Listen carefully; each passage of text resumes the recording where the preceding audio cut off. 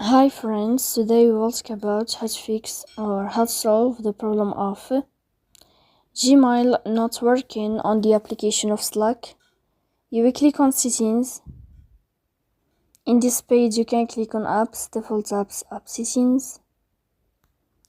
On above you can search about Slack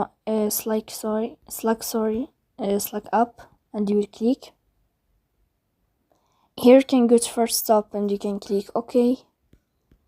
After that, you'll enter to the window of storage. Then you can click clear cache. Don't click clear data because that can delete your account. In the end, you can turn off your phone and you can turn on your phone again to fix that problem.